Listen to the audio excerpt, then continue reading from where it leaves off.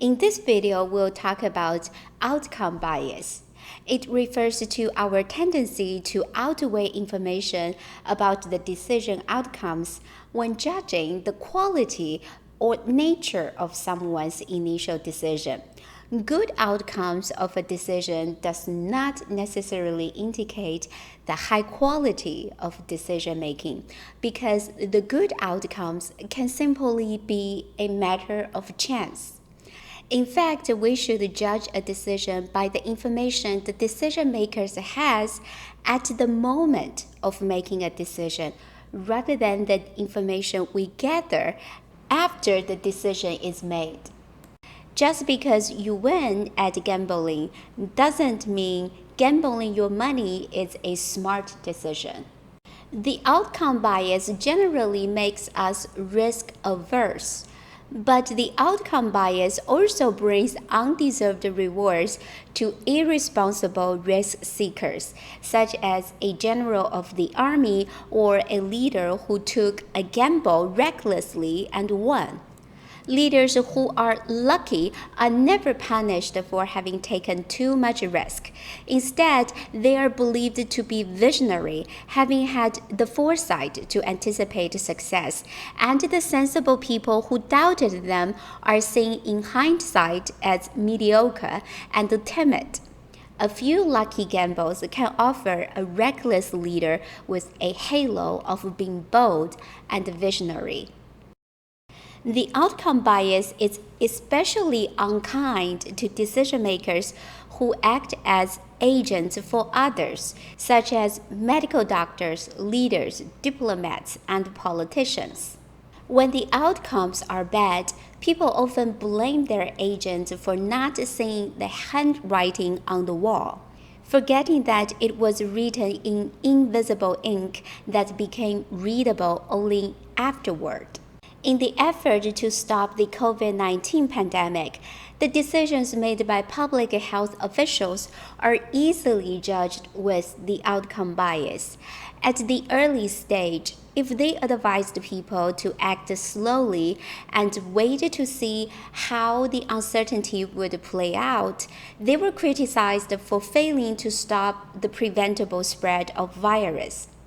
If they acted aggressively in an effort to stop an outbreak, but the outbreak never comes, they may be accused of having overreacted and creating panic.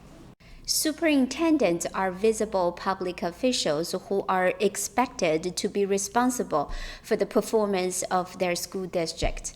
They play a prominent role in the public imagination and are courted and paid as if they matter.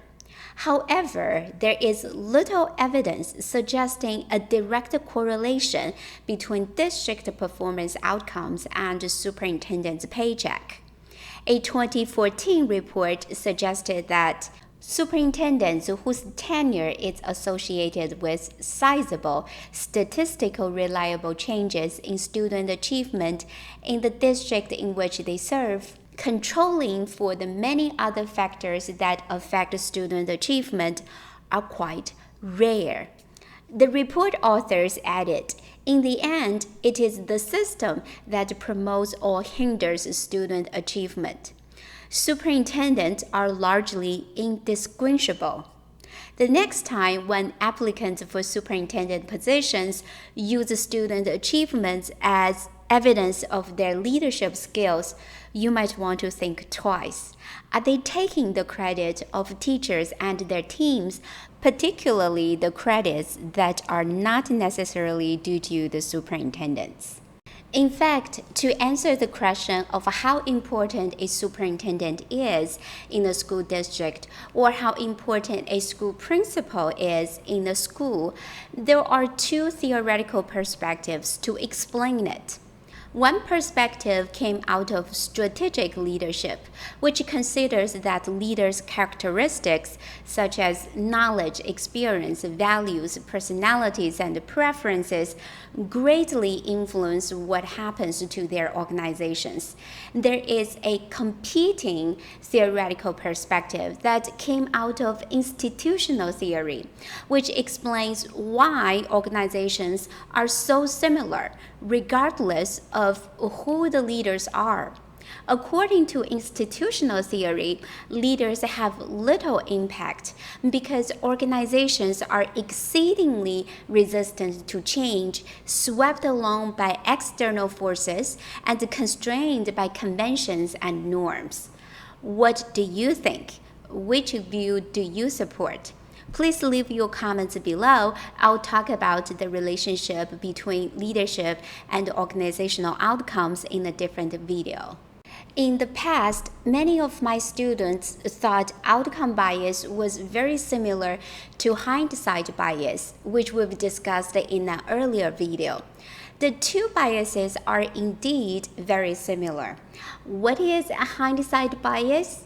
It is our tendency to dismiss the possibility that things could have turned out.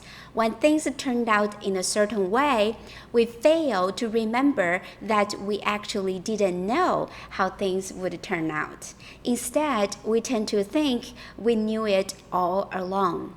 So the hindsight bias focuses on our distorted memory, favors whatever outcomes we'd like to see. By contrast, the outcome bias focuses on evaluating the quality of a decision when the outcome of that decision is already known.